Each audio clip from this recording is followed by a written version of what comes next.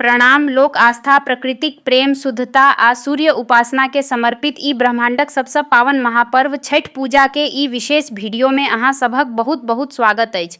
छठ ई मात्र एकटा पाबनि नहि थिक, ई माटिक सुगंध अछि।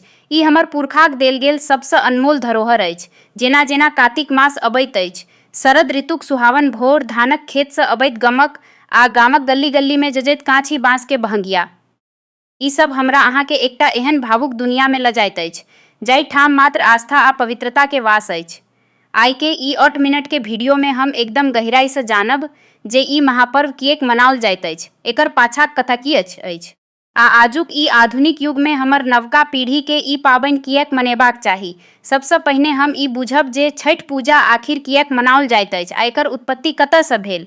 पौराणिक कथा आ शास्त्रक अनुसार छठी मैया भगवान ब्रह्माक मानस पुत्री छथि। प्रकृति के 6 भाग में बाँटल गेल अछि, जाहिमे सँ छठम अंश षष्ठी देवी छथि। छठी मैया के बच्चा के रक्षा करे वाली यानी संतान के संतान दय वाली देवी मानल जाइत अछि। एकर सबसँ प्रमुख कथा राजा प्रियव्रत आ रानी मालिनी से जुड़ल अछि। हुनका कोनो संतान नहि छल। महर्षि कश्यपक कहलाक बाद ओ पुत्रकामेष्टि यज्ञ केलनि, जाहिसँ रानी मालिनी गर्भवती भेलीह, मुदा दुर्भाग्य सँ बच्चा मरल पैदा भेल। राजा दुखी भ के अपन प्राण त्यागय लेल गेल छलाह। तखने देवसेना यानी षष्ठी देवी प्रकट भेली आ ओहि मरल बच्चा के जीवित क देलनि। ओ दिन कार्तिक मासक शुक्ल पक्षक षष्ठी तिथि छल। बस ओहि दिन सँ छठी मैयाक पूजा शुरू भ गेल। एकर अलावा छठिक जुड़ाव त्रेता आ द्वापर युग सँ सेहो अछि। रामायण काल में जखन मर्यादा पुरुषोत्तम भगवान राम रावणक वध क के अयोध्या घुरलाह त रामराज्यक स्थापनाक लेल राम माता सीता कार्तिक शुक्ल षष्ठी के उपवास राखि क मुंगेरक सीताचरण में सूर्य देवक उपासना केने छलाह। ओतय महाभारत काल में अंग देश, जे आइ काल्हिक भागलपुर अछि, के राजा सूर्यपुत्र कर्ण प्रतिदिन भोर में कमर धरि जल में ठाढ़ भ के अपन आराध्य देव सूर्यक पूजा करैत छलाह आ अर्घ्य दैत छलाह।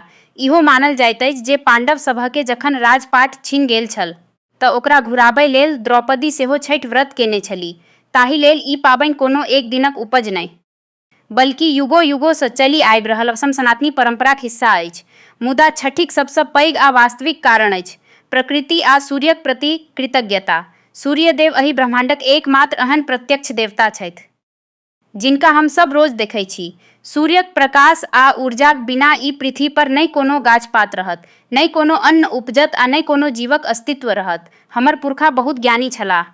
ओ बुझैत छलाह जे प्रकृतिक देल ई जीवनदायी शक्ति के धन्यवाद देबय लेल एकटा पाबनि हेबाक चाही। ताहि लेल जल, पृथ्वी आ सूर्य के जोड़ैत ई महापर्वक निर्माण भेल। ई अनुष्ठान सामान्य पाबनि जकाँ नहि अछि। ई 4 दिनक कठोर तपस्या थिक, जाहि में पबनैतिन शारीरिक आ मानसिक शुद्धताक चरम पर पहुँच जाइत छथि। ई शुरुआत होइत अछि पहिल दिन नहाय खाय सँ। एहि दिन पबनैतिन नदी या पोखरि में स्नान क के शुद्ध सात्विक भोजन ग्रहण करैत छथि। भोजन में कद्दू, लौकी, अरवा चाउर आ चना दालिक प्रयोग होइत अछि। एकर वैज्ञानिक कारण ई अछि जे ई भोजन पेट के साफ आ शांत करैत अछि, जाहिसँ आगूक उपवास में कष्ट नहि होय। दोसर दिन होइत अछि खरना। खरना माने शुद्धिकरण। एहि दिन दिन भरि उपवास राखि साँझ में माटिक चूल्ह पर आमक लकड़ी सँ रसियाव, गुड़ आ अरवा चाउरक खीर आ रोटी बनाओल जाइत अछि। खरनाक प्रसाद ग्रहण करबाक समय घर में सुई खसलाक आवाज सेहो नहि हेबाक चाही। एकदम शांत वातावरण। एहि प्रसाद के खेलाक बाद व्रतीक 300 घंटाक निर्जला उपवास बिना अन्न जलक शुरू भ जाइत अछि। तेसर दिन अबैत अछि सँझुका अर्घ्य। घर में गहूमक पिसान, गुड़ आ शुद्ध घी सँ ठेकुआ बनाओल जाइत अछि। बाँसक दउरा सूप में ठेकुआ, उख, ईख, डाभ, नारियल, सुथनी, अरवा, नीबू आ खेतक सबसँ ताजा फसल सजगल जाइत अछि। साँझ खसतहि पूरा परिवार माथ पर ल के नंगे पाँव घाट दिस चल दैत अछि। नदी या पोखरिक जल में ठाढ़ भ के डूबैत सूर्य के अर्घ्य देल जाइत अछि। चारिम आ अंतिम दिन होइत अछि भोरका अर्घ्य। लोक भोर टी बजते सँ घाट पर पहुँच जाइत छथि। कड़कड़ाती ठंढ में जल में ठाढ़ भ के पूरब दिस लालिमाक इंतजार कएल जाइत अछि। जहिना सूर्यक किरण धरती पर अबैत अछि, दूध आ जल सँ उगैत सूर्य के अर्घ्य देल जाइत अछि आ तकर बाद प्रसाद खा क पारण होइत अछि आ व्रत पूर्ण होइत अछि। आब सबसँ महत्वपूर्ण सवाल ई उठैत अछि जे आइ के समय में जखन हमरा लोकनि चाँद आ मंगल पर पहुँचि गेल छी, जखन सब किछु डिजिटल भ गेल अछि, तखनो हमर नवका पीढ़ी के ई पाबनि किएक मनेबाक चाही? एकर प्रासंगिकता की अछि? पहिल आ सबसँ पैघ कारण अछि प्रकृति संरक्षण आ इको फ्रेंडली दर्शन। आ दुनिया ग्लोबल वार्मिंग आ प्रदूषण सँ परेशान अछि, मुदा छठि हमरा सदियों सँ पर्यावरण बचेनाइ सिखाइत अछि। एकरा में कोनो प्लास्टिक या केमिकलक काज नहीं। बाँसक सूप जे पर्यावरण के नुकसान नहीं दैत अछि।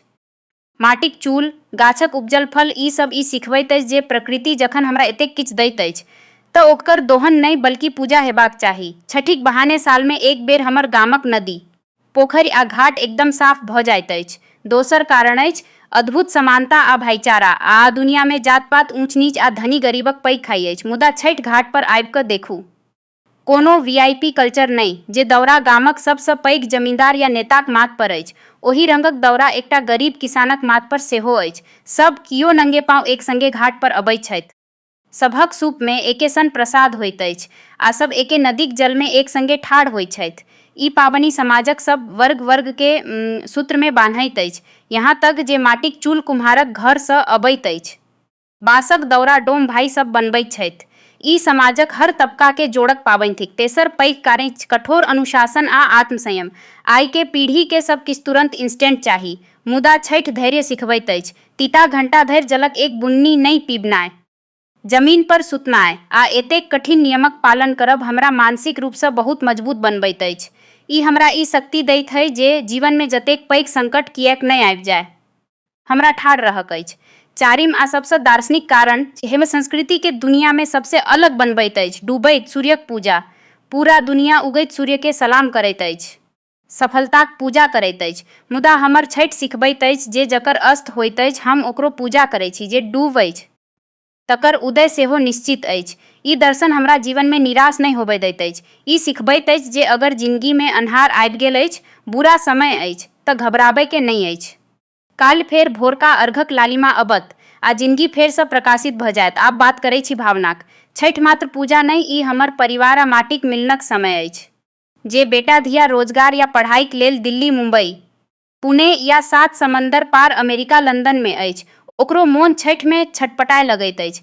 ट्रेन में जगह नहीं भेटैत अछि, फ्लाइटक टिकट आसमान छू छू लगैत अछि, तखनो कोनो तरहें धक्के खा कऽ लोक अपन गाम अबैत अछि। किएक तऽ गामक ओहि घाट पर जे अपनत्व अछि, माँक हाथक बनल ओहि ठेकुआ में जे स्वाद अछि, ओ दुनियाक कोनो 5 स्टार होटल में नहीं अछि।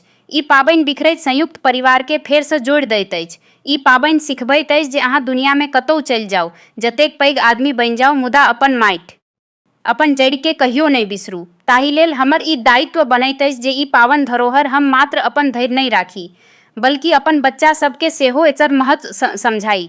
जखन अहाँ छठि घाट पर जाउ तऽ अपन बच्चा के संगे लऽ जाउ।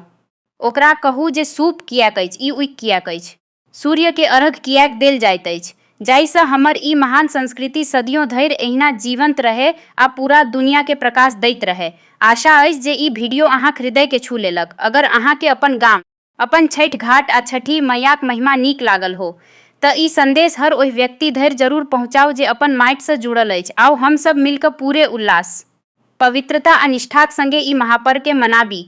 सब गोटे के छठि महापर्वक कोटि कोटि शुभकामना। छठी मैया अहाँक परिवार के सुख, शांति आ निरोग काया प्रदान करत। प्रेम सँ बाजू जय छठी मैया, जय सूर्य देव।